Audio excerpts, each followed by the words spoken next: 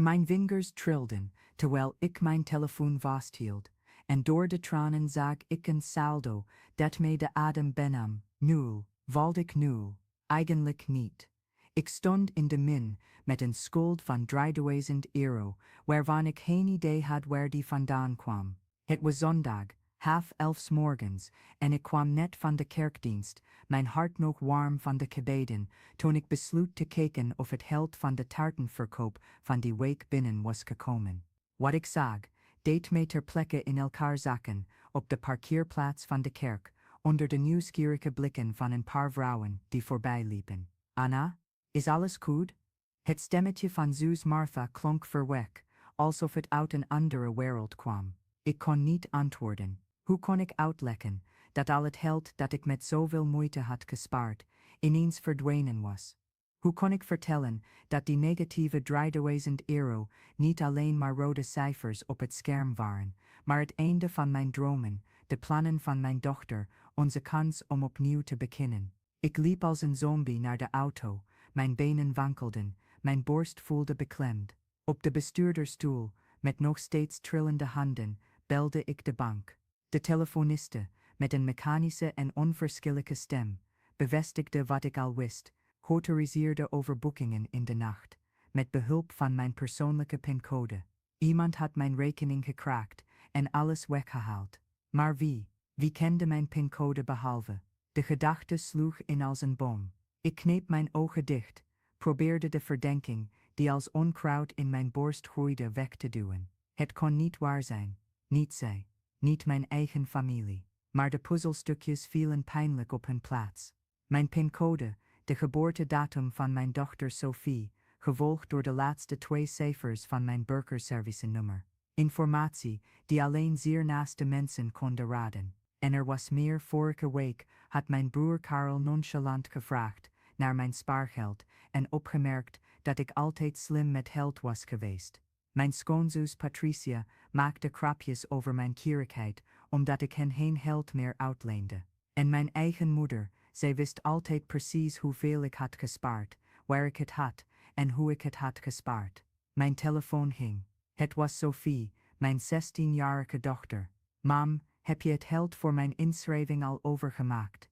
De deadline is vandaag. De wereld stortte in. De inschrijving voor de opleiding, waar ze zo van droomde, de kans op een betere toekomst, de belofte die ik had gedaan, dat we het deze keer zouden redden. Alles verdween samen met die rode cijfers op het scherm. Skat, er is iets onverwachts gebeurd. Kunnen we praten als ik thuis ben? De stilte aan de andere kant van de lijn was pijnlijker dan welk geschreeuw ook. Sophie wist het. Ze wist altijd dat we van elk centje afhankelijk waren, dat elke euro het resultaat was van uren werk, van offers, van uitgestelde dromen. En nu opnieuw stelde ik haar teleur. Ik reed naar huis op de automatische piloot. Mijn gedachten hingen 3 jaar terug, toen alles begon te wankelen. Mijn man Rickert was op een donderdagochtend vertrokken, alleen een briefje op het aanrecht achterlatend. Ik kan dit leven niet meer aan. Zorg voor Sophie. Ik haar proberen gelukkig te worden. Zo simpel was het. 15 jaar huwelijk, een tienerdochter, een hypotheek, en hij besloot gewoon dat hij gelukkig wilde zijn, op een andere plek, met een ander. Op dat moment, met Sophie huilend op mijn schoot en de rekeningen op de tafel, had ik kunnen opgeven. Ik had me kunnen overgeven aan wanhoop, aan depressie, aan de leegte die mijn borst vulde. Maar er was iets in me, een kracht waarvan ik niet wist dat die bestond, dat me de volgende dag deed opstaan en op zoek ging naar werk. Ik kreeg een baan in een kledingwinkel in het winkelcentrum, voor iets meer dan het minimumloon. Het was niet genoeg, dus begon ik thuis taarten te bakken. Chocoladetruffels, kokosmacronen, gevulde dadels, alles gemaakt met een mix van liefde en wanhoop. Ik verkocht ze in de winkel, aan de buren, in de kerk. Sophie hielp me, ze verpakte elke taart, alsof het een klein schatje was. En dat waren ze, op een bepaalde manier. Elke verkochte truffel betekende een dag extra elektriciteit, een liter melk, en betaling van de hypotheek. Langzaam bouwde ik een klantenkring op. Mijn taarten werden bekend in de buurt. Ik kreeg bestellingen voor feesten, bruiloften, verjaardagen. Het geld, altijd tot op de cent geteld, begon een beetje over te schieten. Niet veel, nooit veel, maar genoeg om te dromen. Om te plannen, om me een toekomst voor te stellen, waarin Sophie kon studeren, waar we een waardig leven konden leiden. Mijn familie toonde aanvankelijk steun. Mijn moeder, mevrouw Conceição, kwam altijd met een glimlach en bemoedigende woorden. Wat ben ik trots op mijn vechtlustige dochter, zei ze, terwijl ze me stevig omhelsde. Mijn broer Karel, jonger dan ik, kwam vaak een handje helpen. Hij droeg zakken suiker, hielp met boodschappen. Patricia, zijn vrouw, prees mijn taarten en verwees me zelfs door naar een paar bekenden. Maar na verloop van tijd merkte ik subtiele veranderingen. De bezoeken werden frequenter, vooral als ik een grotere betaling had ontvangen. De gesprekken hingen onvermijdelijk over geld. Karel begon kleine leningen te vragen, altijd met de belofte om het volgende week terug te betalen. Patricia maakte opmerkingen over hoe goed ik het nu deed, altijd met een toon die me ongemakkelijk maakte, maar die ik probeerde te negeren. Mijn moeder ontwikkelde op haar beurt een indrukwekkende vaardigheid om precies te weten hoeveel ik had gespaard. Het was alsof ze een radar voor mijn spaargeld had. Anna, schat, jij bent zo goed met geld, kun je je broer niet helpen? Hij heeft het moeilijk. Of wat fijn dat het je goed gaat. Je moet wel een aardig spaarpotje hebben. Ik hielp altijd, altijd, zelfs als het betekende dat ik van mijn eigen levensonderhoud moest afzien, zelfs als Sophie iets nodig had. Want we waren familie, want ik geloofde dat we elkaar in moeilijke tijden moesten steunen. Maar de leningen werden nooit terugbetaald. De hulp veranderde in stille verplichtingen. En ik, in mijn naïviteit, bleef geloven dat ik het goed deed, dat ik een goede dochter, een goede zus was, dat zij hetzelfde voor mij zouden doen, als de rollen waren omgedraaid. Het laatste grote verzoek was 2 maanden geleden. Karel kwam op een avond, zichtbaar nerveus, thuis aan en vertelde over een zakelijke kans die hij niet kon laten lopen.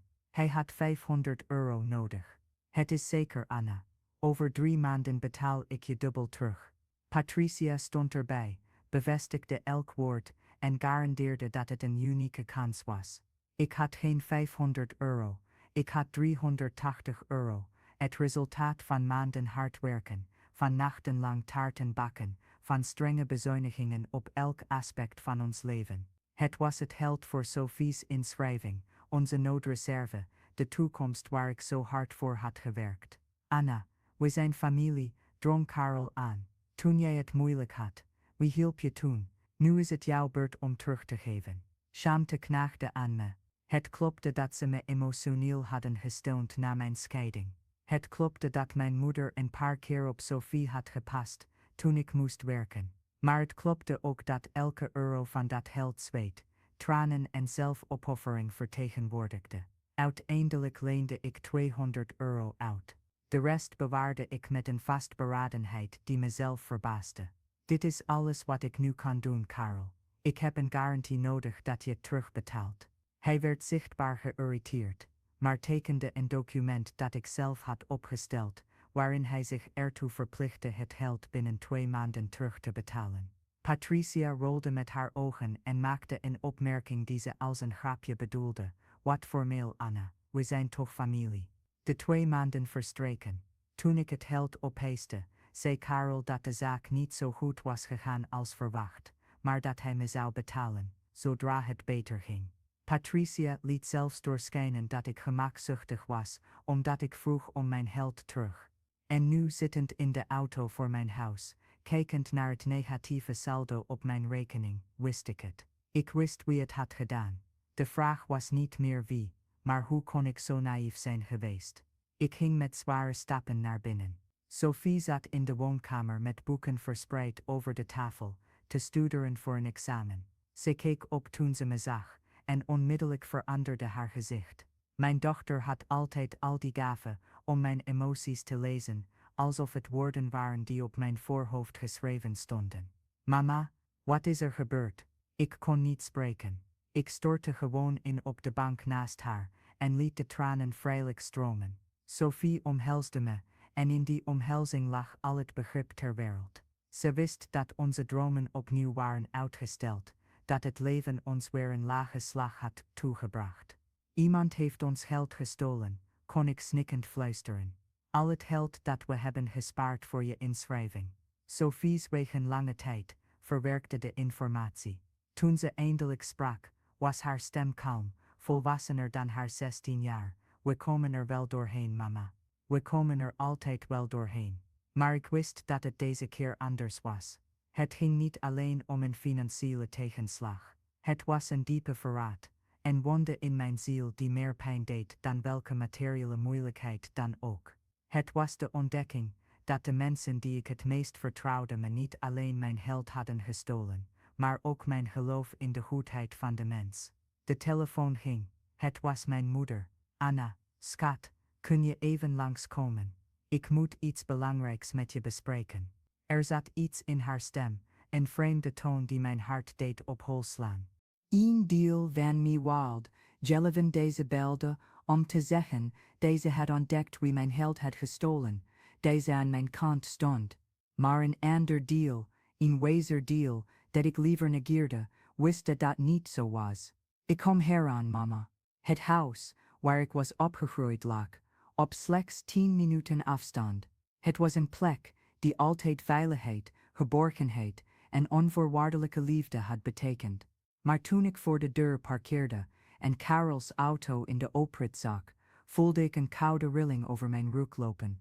Ik kwam door de kokendeur binnen, zoals ik altijd al sinds mijn kindertijd deed. Mijn moeder zat aan tafel, met een uitdrukking die ik nog nooit eerder had gezien. Carol en Patricia waren in de woonkamer en ik hoorde hun lage stemmen, alsof ze iets aan het plannen waren. Mama? Ze keek op, en in haar ogen zag ik een verwarrende mix van schuld en uitdaging. Anna, kom hier zitten. We moeten praten. Ik ging zitten, met ijskoude handen. Mijn hart klopte zo hard dat ik zeker wist dat ze het kon horen. Schat, je weet dat je broer het moeilijk heeft. Zijn zaak is mislukt. Hij staat bij veel gevaarlijke mensen in het krijt. Ik begon te begrijpen waar het gesprek naartoe ging, maar ik wilde het niet geloven. Carol vroeg me om hulp, maar je weet dat ik geen geld heb. Toen herinnerde ik mij dat jij altijd zo zuinig bent geweest, altijd wel wat geld opzij hebt gezet. Mama, je hebt toch niet gedaan wat ik denk. Anna, luister. Ik heb geld van je rekening geleend. Het is geen diefstal, het is een lening. Carol zal je alles terugbetalen, zodra hij weer op zijn benen staat. De wereld leek stil te staan. Mijn eigen moeder, de vrouw die me had geleerd over eerlijkheid, over karakter, over het doen van wat goed is, zelfs als het moeilijk was, stond daar te bekennen dat ze mijn bankrekening had gekraakt en mijn spaargeld had gestolen. Hoe heb je mijn wachtwoord gekregen? Ze keek beschaamd naar beneden. Ik lette op toen je het intoetste. En omdat ik je ken, wist ik dat het iets met Sophie te maken zou hebben. Carol kwam op dat moment de keuken binnen, met Patricia achter hem. Er zat een arrogantie in zijn houding die me misselijk maakte. Anna, geen drama. Het is maar geld. Je kunt het wel weer bij elkaar sparen. Zus, maar geld. Mijn stem was harder dan ik wilde. Carol, dat maar geld vertegenwoordigde 2 jaar van mijn leven. 2 jaar om 4 uur 's ochtends opstaan, om taarten te bakken. 2 jaar elk centje sparen. 2 jaar dromen van de toekomst van mijn dochter. Patricia sloeg haar armen over elkaar en keek me minachtend aan. Wat een drama queen. We wisten altijd al dat je egoïstisch was, maar niet zo erg. Het is egoïstisch. Ik stond op, voelde de woede in me opkomen, als een vulkaan die op het punt stond uit te barsten. Ik die jullie altijd geholpen heb. Ik die geld leende dat ik niet had. Ik die als een hek heb gewerkt, om overeind te blijven. Patricia, Carol sloeg met zijn hand op tafel. Je hebt altijd die neiging om je als een zielig slachtoffer voor te doen. Oh, mijn man heeft me verlaten. Oh, ik moet mijn dochter alleen opvoeden. Iedereen maakt moeilijke dingen mee, Anna. Het verschil is dat sommigen van ons zich niet blijven beklagen. Zijn woorden raakten mij als mesteken. Elke lettergreep geladen met gif, met minachting, met een vreedheid die ik nooit had kunnen bedenken van mijn eigen broer. Oosje, en bovendien, vervolgde Patricia, klaag je altijd over geld, maar kijk eens naar je huis, je auto, je hebt het niet zo slecht. Ik keek om me heen, op zoek naar steun in de ogen van mijn moeder. Maar ze zweeg, vermeed mijn blik, alsof ze een stille medeplichtige was van die vernedering. Oosje, jullie begrepen het niet, fluisterde ik, voelend dat de tranen terugkeerden.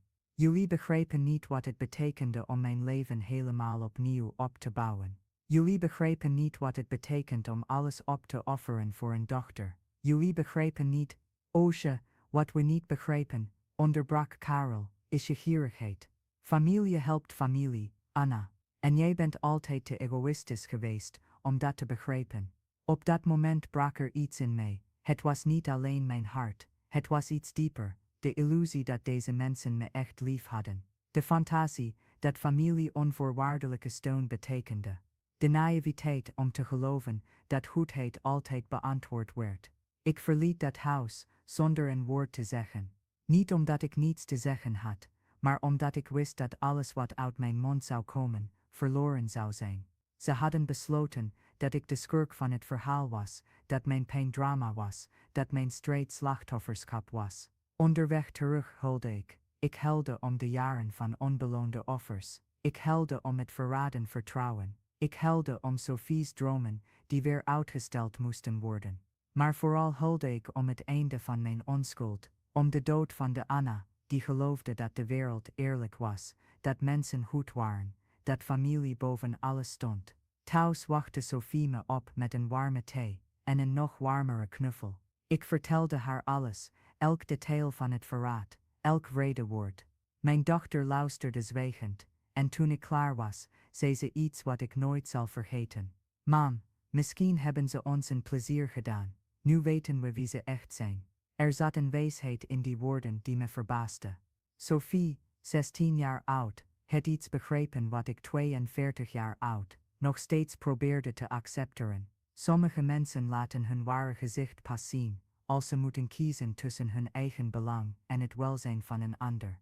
Als je dit verhaal volgt en je herkent deze pijn, abonneer je dan op het kanaal om meer verhalen over winning te blijven ontvangen. Want ik geloof dat het delen van onze ervaringen anderen kan helpen kracht te vinden in de moeilijkste momenten. Die nacht kon ik niet slapen. Ik bleef denken over hoe we onze levens opnieuw moesten opbouwen. Hoe ik Sophie moest uitleggen dat ze nog een jaar moest wachten om haar droom te verwezenlijken. Hoe ik de kracht moest vinden om door te gaan, als de mensen die me zouden moeten steunen me in de steek hadden gelaten. Toen herinnerde ik me een gesprek dat ik weken eerder had gehad met Suus Maarten van de kerk. Ze had het gehad over een vacature voor projectcoördinator bij een NGO die arme gezinnen hielp. Het salaris was beter dan in de winkel en het werk betrof precies de vaardigheden die ik had ontwikkeld. Organisatie, doorzettingsvermogen, het vermogen om van weinig veel te maken. Op maandag belde ik de NGO. Ik maakte een afspraak voor een sollicitatiegesprek op woensdag. 3 dagen lang bereidde ik me voor als nooit tevoren. Ik deed onderzoek naar de organisatie, werkte projecten uit, maakte een presentatie over hoe mijn persoonlijke ervaring me kwalificeerde om andere mensen in vergelijkbare situaties te helpen. Het sollicitatiegesprek was met mevrouw Louise, een vrouw van 60 jaar, die de NGO had opgericht nadat ze haar man had verloren en alleen achterbleef met 3 kleine kinderen. Ze luisterde naar mijn verhaal, niet de verkorte versie die ik gewoonlijk gaf, maar de volledige versie, inclusief het recente verraad van mijn familie. Anna, zei ze aan het einde, je weet dat we hier werken met mensen die de ergste situaties hebben meegemaakt. Mensen die alles kwijt zijn, die verlaten, verraden en vernederd zijn. Om hier te werken, heb je niet alleen technische competentie nodig, maar ook een diepgaand begrip van menselijk lijden. En vooral moet je je eigen wonden hebben overwonnen.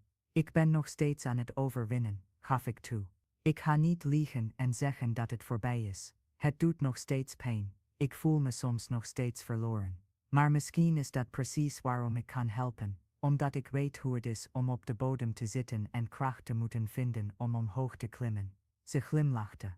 Dat is precies het soort eerlijkheid dat we zoeken. Je begint volgende maandag. Het salaris was bijna het dubbele van wat ik in de winkel verdiende. Maar belangrijker nog, het was een kans om mijn pijn om te zetten in een doel, mijn ervaring in een hulpmiddel voor andere mensen. Ik gaf diezelfde dag nog mijn ontslag bij de winkel. 's Avonds vertelde ik Sophie over mijn nieuwe baan. Ze omhelsde me stevig en fluisterde, ik ben trots op je mam. De weken erna probeerde mijn familie verschillende keren contact te leggen. Carol belde om zijn excuses aan te bieden, maar rechtvaardigde zijn daden telkens weer. Patricia stuurde berichtjes over misverstanden. Mijn moeder kwam een keer huilend bij me langs, smeekte om vergeving, maar suggereerde tegelijkertijd dat ik overdreven reageerde. Ik reageerde niet boos. Ik schreeuwde niet, beschuldigde niet, dramatiseerde niet. Ik stelde gewoon een duidelijke grens. Ik zou geen relatie meer onderhouden met mensen die mijn waardigheid niet respecteerden. Het was een pijnlijke, maar noodzakelijke beslissing. Het werk bij de NGO gaf me een compleet nieuw perspectief. Ik leerde vrouwen kennen die veel meer dan alleen geld verloren hadden. Die kinderen, huizen, gezondheid en hoop verloren hadden. En ik zag hoe elke vrouw op haar eigen manier weer opkrabbelde. Ik leerde dat veerkracht geen eigenschap is die sommigen wel en anderen niet hebben. Het is een vaardigheid die je ontwikkelt, een keuze die je elke dag maakt. 6 maanden na de diefstal zat ik op een vergadering van de NGO toen mijn telefoon ging. Een onbekend nummer. Anna, hier is rechercheur Jansen van de politie. We hebben een situatie die met uw familie te maken heeft. Mijn bloed stolte. Wat is er gebeurd? Karel de Vries, uw broer, is betrapt op oplichting. Hij pleegde oplichting bij ouderen, door zich voor te doen als bankmedewerker. We hebben een lijst met slachtoffers gevonden, en uw naam staat erop. We zouden graag willen dat u hier komt om een verklaring af te leggen. Ik hing in shock op. Karel, die ouderen oplicht. Met dezelfde tactiek die hij bij me had gebruikt, vertrouwen uitbeet. Gevolgens manipuleren, geld stellen van mensen die het het minst konden veroorloven te verliezen. Op het bureau hoorde ik dat de arrestatie te denken was aan een van de slachtoffers, een dame van 70 jaar die in tegenstelling tot anderen argwaan had gekregen en de politie had gebeld. Karel werd al maandenlang onderzocht. Het geld dat hij van me had gestolen maakte deel uit van een veel groter plan. Mevrouw Anna, zei de rechercheur, we weten dat hij uw broer is, maar we hebben uw verklaring nodig over het geld dat hij zonder toestemming van uw rekening heeft gehaald. Dit helpt ons bij het opstellen van zijn profiel en om ervoor te zorgen dat hij naar behoren wordt gestraft. Ik keek naar het papier dat hij me gaf, het procesverbaal. Op dat moment moest ik een keuze maken die niet alleen de toekomst van Karel zou bepalen, maar ook het type persoon dat ik zou kiezen te zijn. Ik kon liegen, verzwijgen, mijn broer beschermen, zelfs na alles wat hij had gedaan. Dat was wat de ouder Anna zou doen, zichzelf opofferen voor anderen, zelfs als ze het niet verdienden. Of ik kon de waarheid vertellen. Vertellen over de diefstal, over de manipulatie, over jaren van emotioneel misbruik vermomd, als familiehulp. Ik kon ervoor kiezen om potentiële slachtoffers te beschermen in plaats van mijn aanvaller. Rechercheur, zei ik, terwijl ik de pen pakte. Ik zal alles vertellen wat ik weet. Ik vertelde over het gestolen geld, over de manipulaties, over hoe hij onze familierelatie had gebruikt om me jarenlang uit te buiten. Elk woord was een bevrijding, elke zin een stap richting mijn eigen waardigheid. Toen ik het bureau verliet, voelde ik iets wat ik al lang niet meer had gevoeld. Vrede. Geen vreugde over Karels lijden, maar vrede omdat ik het juiste had gedaan. Omdat ik voor gerechtigheid had gekozen in plaats van blinde loyaliteit. Omdat ik andere mensen had beschermd in plaats van mijn eigen emotionele comfort. Mijn moeder belde die avond. Ze was hysterisch, schreeuwde dat ik de familie had verwoest, dat ik een ondankbare dochter was, omdat ik mijn eigen broer had aangegeven. Ik luisterde stil naar haar beschuldigingen, haar tranen, haar woede. Toen ze klaar was, zei ik kalm, moeder, ik heb de familie niet verwoest. Karel heeft dat gedaan toen hij ervoor koos om van mij te stelen. Jij hebt het gedaan toen je ervoor koos om zijn medeplichtige te zijn. Ik heb er alleen voor gekozen om niet jullie medeplichtige te zijn. En ik hing op. Een jaar later was ik op een prijsuitreiking van de NGO. Ik had een microkredietproject ontwikkeld voor vrouwen die slachtoffer waren geworden van huiselijk geweld, dat een voorbeeld was geworden in de stad. Sophie stond naast mij, mooi in haar uniform van de technische opleiding die ze eindelijk had kunnen volgen, met een studiebeurs die ze zelf had verdiend. Tijdens mijn dankwoord keek ik naar het publiek en zag ik bekende gezichten. Families die zichzelf hadden herbouwd na verwoestende verliezen. Vrouwen die de kracht hadden gevonden om opnieuw te beginnen. Kinderen die weer durfden te dromen. En ik besefte dat mijn verhaal niet ging over het gestolen geld. Het ging niet over familieverraad. Het ging over de ontdekking dat onze grootste kracht niet voortkomt uit de mensen om ons heen, maar uit de persoon die we kiezen te zijn, wanneer we alleen zijn in het donker. Er was een tijd, zei ik in de microfoon, dat ik geloofde dat familie betekende alles te accepteren in naam van de liefde. Tegenwoordig weet ik dat echte familie diegene is die ons respecteert, ons steunt en ons helpt te groeien. En die familie is soms niet de familie waarin we geboren zijn, maar de familie die we kiezen te bouwen. Sophie klemde mijn hand vast. In het publiek zag ik vrouwen huilen. Niet van verdriet, maar van herkenning. Omdat wij allemaal, op de een of andere manier, al eens verraden waren door iemand die we vertrouwden. Wij allemaal hadden al eens moeten kiezen tussen onze waardigheid en onze behoefte om erbij te horen. Karel kreeg 3 jaar gevangenisstraf. Mijn moeder heeft nooit meer gebeld. Patricia is verhuisd. De familie die ik kende is verdwenen. Maar in plaats daarvan is er iets veel sterkers ontstaan. Een nieuwe familie gevormd door mensen die mij kozen zoals ik hen koos. Sophie natuurlijk, maar ook de vriendinnen van de Engo, de families die ik hielp, de gemeenschap die ik heb opgebouwd. Vandaag, 5 jaar later, heb ik een klein huisje gekocht met mijn eerlijke werk. Sophie studeert psychologie, geïnspireerd door onze reis. En ik heb iets ontdekt dat mijn leven heeft veranderd. Vergeving betekent niet het onacceptabele accepteren. Het betekent jezelf bevrijden van de last van woede om verder te kunnen gaan. Ik heb mijn familie vergeven. Niet omdat ze het verdienden, maar omdat ik zelf vrede verdiende. Ik heb vergeven, maar niet vergeten. Ik heb vergeven, maar ik ben niet teruggekeerd. Want vergeving en vertrouwen zijn verschillende dingen. En omdat het soms betekent dat je afstand moet houden van iemand om je eigen integriteit te beschermen. De belangrijkste les die ik heb geleerd, is dat we niet verantwoordelijk zijn voor de keuzes van anderen, maar wel volledig verantwoordelijk voor onze eigen keuzes. Ik kan kiezen om slachtoffer te zijn of protagonist. Ik kan ervoor kiezen om me te definiëren, door de pijn of door de overwinning. Ik kan kiezen om de last van het verraad te dragen, of deze ervaring te gebruiken als springplank naar iets groters. Ik koos ervoor om protagonist te zijn. Ik koos voor de overwinning. Ik koos ervoor om mijn pijn om te zetten in een doel, en mijn ervaring in een hulpmiddel voor anderen. En ik ontdekte dat wanneer we die keuze maken, het universum met ons meespeelt. Niet omdat we speciaal zijn, maar omdat we mensen worden die goede dingen verdienen. Omdat we de innerlijke kracht ontwikkelen die nodig is om een waardig leven op te bouwen.